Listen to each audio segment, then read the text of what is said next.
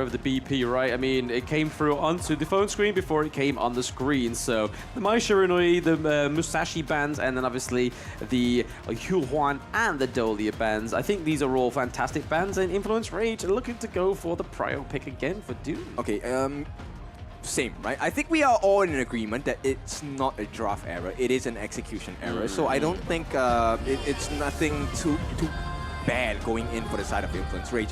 But once again, ALPHA7, because they are the second pick, they get the counter picks. Here comes Allgren as well as the Arlie.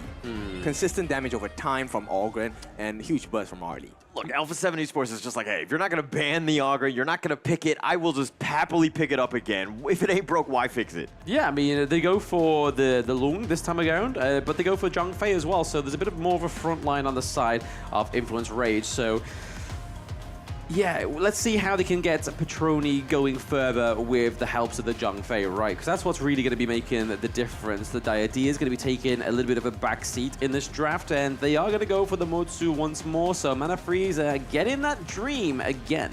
I like it, but at the same time, I like that Zhang Fei is a good answer, right? Because with that Unbridled Outburst, it is going to be very useful to save teammates from that maybe think inside the box, and even at that moment where he's not caught, he can actually turn the fight around by jumping, slamming the floor, and that's going to provide a lot of value for Influence Rage.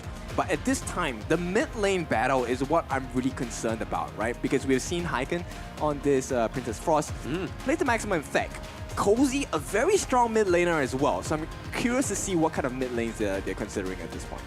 Yeah, I mean, the Ganamo gets taken out again, so does the Lady Jen. It's very, very similar to that same BP in Game 1, right? Other than the crossover of the Zhang Fei coming into the Gorge rather than the Diadea. So, do we expect the Charlotte ban to come through again for Sony? Do we get the Byron ban as well on the side of Influence Rage? It's looking like it's the same song and dance, so it may have just been a case of execution, but they just need a little bit more of a support, which obviously the Zhang Fei gives.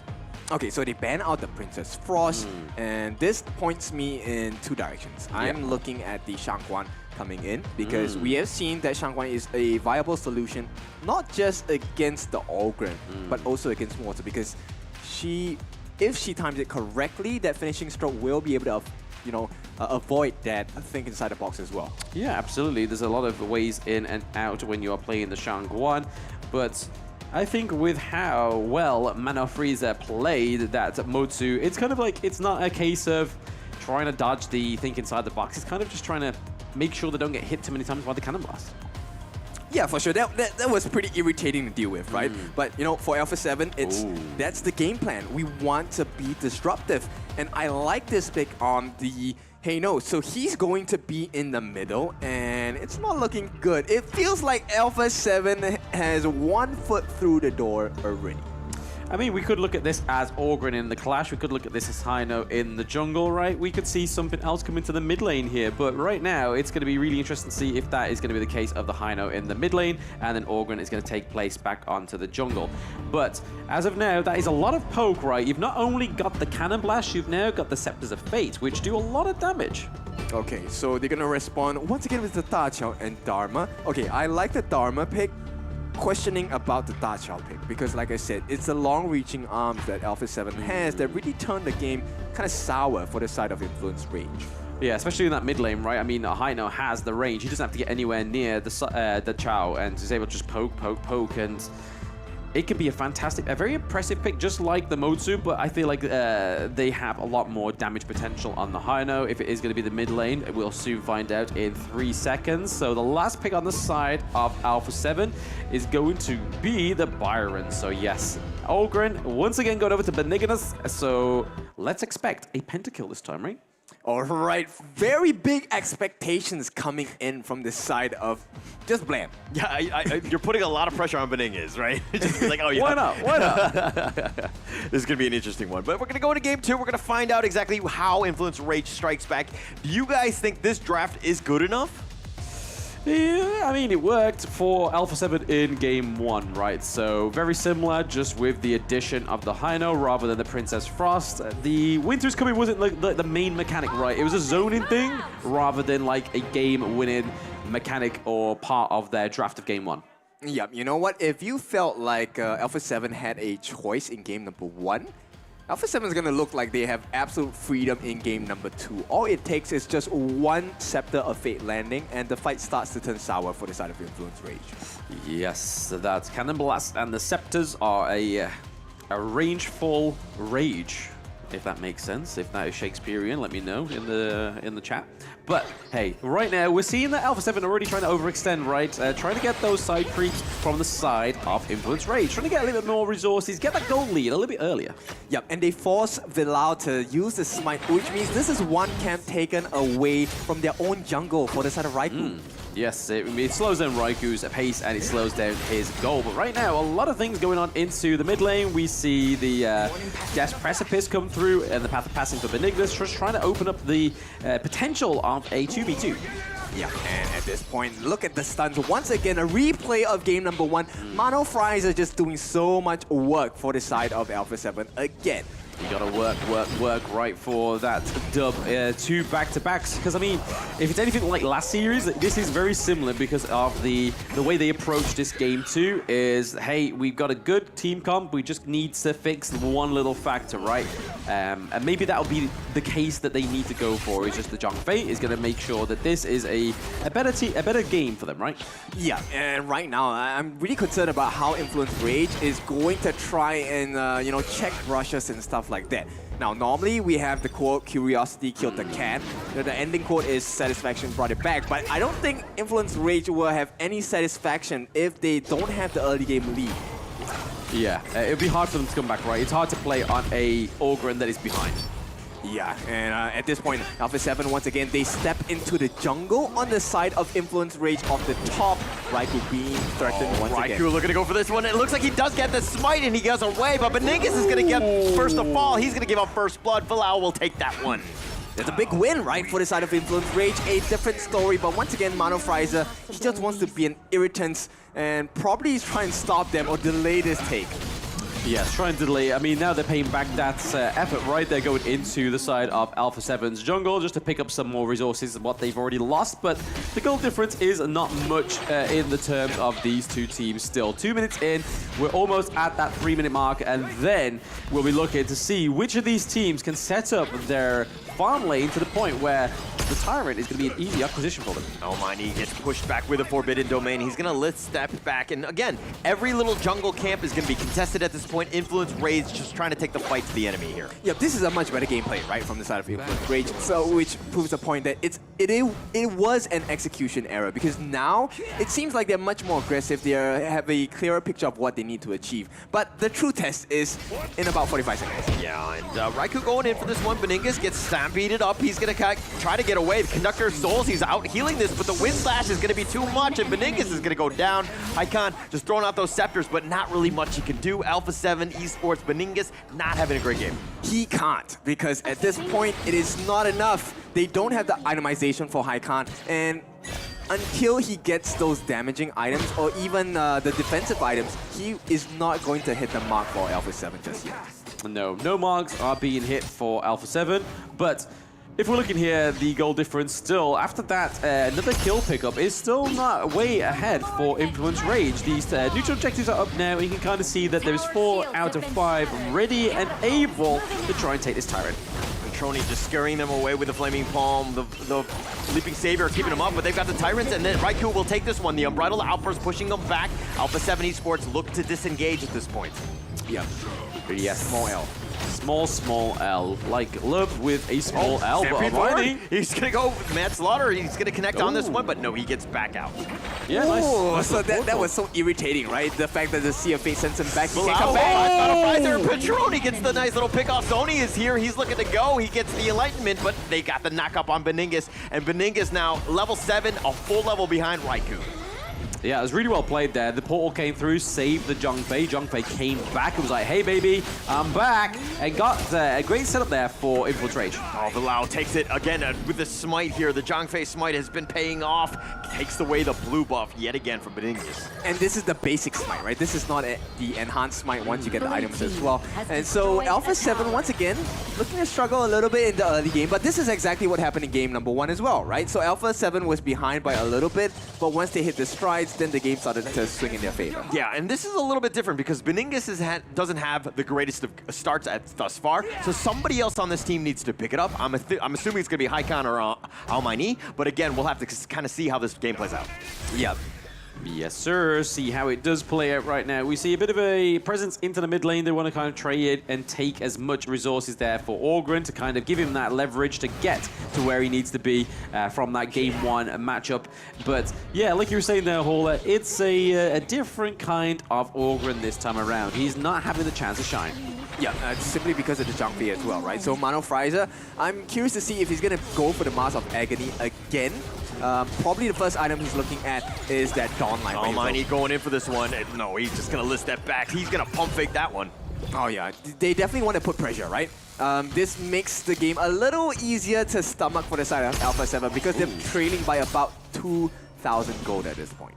Yeah, I mean, that's the kind of lead you want, right? You want that 2k just to keep snowballing and try and mitigate the amount of kills that come through to the side of your enemies. Bilal still up in front. Umbrella Alpers pushing Beningus back. He's going to stampede on top of him. They're going to try to lock him down, but the Conductor of Souls, I think inside the box, keeping Beningus alive. Raikou continue to trade. He does have the Wind Slash, but Cozy's going to be the first to fall. They do have Scepters on the backside. Hakan, Unruly Blade, he's looking to go. Almighty, he's going to be killed. And Petroni does walk away. It's 1-for-1 thus far. Raikou's still looking to fight. If anything, he wants these boards. Yeah, this is why the jungle advantage is so important, especially when you're playing one-on-one against an Orgren, right? So Raikou able to sustain through the damage, and once again, get a taste of your own medicine, your buffs are ours. And not really much they can do. It looks like Raikou, again, just sticking around, taking away all the buffs.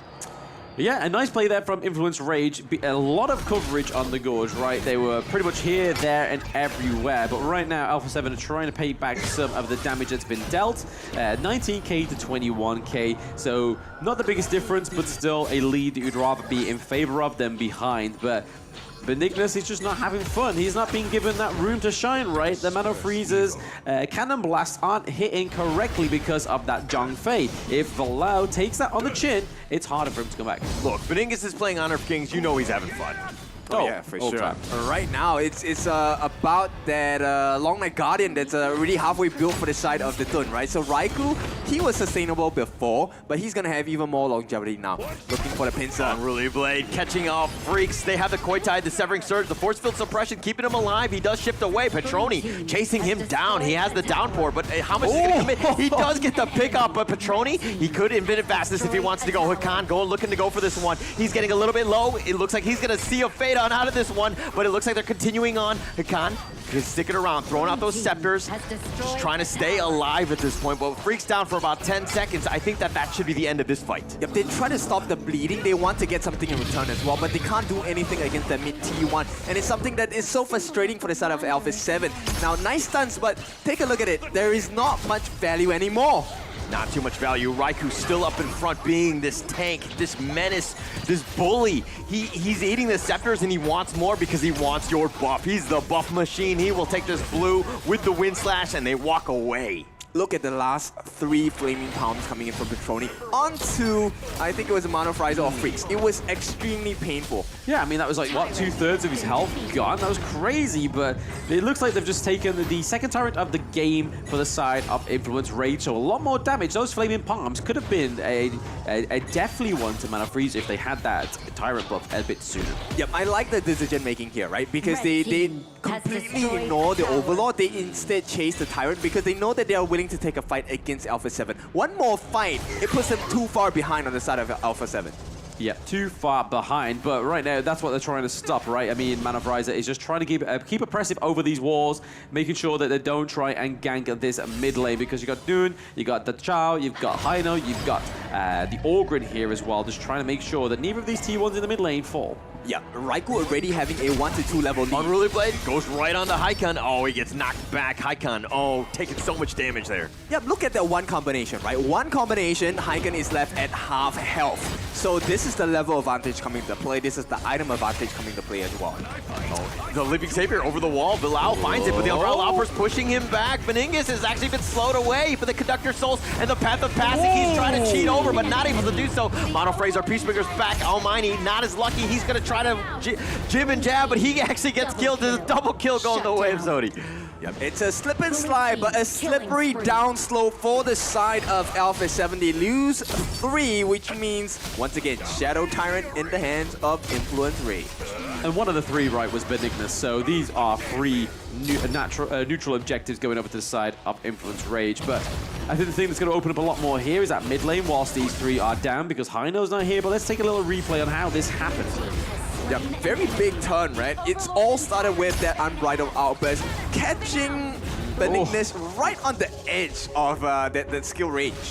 I've been on the end of that one too many times, mate. That flaming palms, you think, hey, I got out with a bit of life, and then all of a sudden it's like, pa, pa, and then you got him.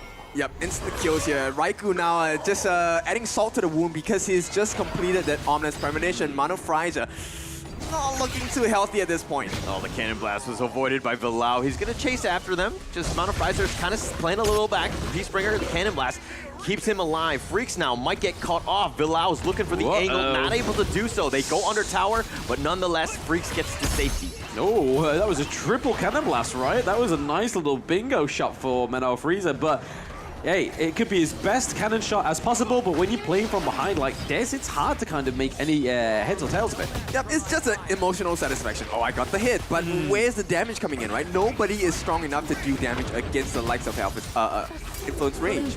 Yeah, that T1 in the mid lane does fall down, so it's going to be a big opening here for the side of Influence Rage to try and take this game 2 from ALPHA7 right now. And we see Freaks trying to just keep those minions away, Benignus using that Path of Passive. Yeah, and at this point, it's not looking any cleaner for the side of Influence Rage because this is one of the cleanest gameplays we have been offered for the first 12 minutes of this game. They might be considering this Overlord. It might be time because if you take a look at the map advantage, T3s are open for the taking. T3s are open for the taking. I mean, they could try and make heads or tails of this. Overlord here is going to be picked up. Raikou will just, easily take that one. Ensures that he has the smite. If we're looking at the top lane, Freak's taking a lot of damage. Cannon Blast not going to connect on this one. And ALPHA7 Esports holding on, but the thread is getting thinner and thinner. Oh yes, it is coming apart at the seams for the side of ALPHA7. After having such a clean game 1, right? We see the Starbreaker being built onto Sony to pay some regards to Benignus on the Ogryn, trying to do a lot of damage to the tanks. Yep, he's going to slam them against the wall. It's not going to be a nice experience, right? At this point, ALPHA7 is struggling to keep up 4,000, 5,000 gold behind, and Petroni is just having a time of his life. Yeah, he's flying around. He's laying down those flaming palms. I mean, he's having a much better game on the Lunga this time around than it was compared to game 1. Same with Cozy, right? Cozy seems a lot more impressive on the Chow. Yeah, but they're on a timer as well, right? The moment Hyken gets to 15, he gets the items. I don't think it's going to be as easy. So Influence Rage, they might have to start closing this game pretty soon. Yeah, I mean, still up in front. Absolutely. Needs to be a little bit careful. They're going to back off. The Shadow Vanguard is pushing in the top lane, and it looks like Influence Rage are using that advantage to kind of push this mid T2 here. Yep, if they don't break the tier 3s, it's ALPHA7's advantage. Yeah, it would definitely be Hakan throwing out those scepters. Oh, he's almost gets the burst, and he does. Not able to fade rewind out of this one. Benignus now getting focused. The Conductor of Souls can only do so much. The thing inside the box, but at what cost? He hasn't got a single kill. The Cannon Blast are still continuing on, but with 3 members down, it's Freaks all the way up in front, trying to do his damage. He does have the force field suppression, but it's him against the world, and it looks like Influence Rage will finish this game as the Vanguard is here. They take out the base, and they strike back with game 2. What a line drawn there. They did not even allow Mano Fraser to try and touch that Overlord there. Hey, I take it back. The Dune Prio pick, it makes sense when you're playing ahead. Yeah, my bad. That was on me too, because I was like, why the Dune again? But hey, they had something that they knew how to do it. It was just more of like a game 1, maybe like the nerves were there because they really struck back in game 2. Yeah, putting their fingers onto the targets here. And I think this was a big recovery from the side of Influence Rage. We're talking about, hey, we're looking for the behaviors of a champion team, right? And Influence Rage definitely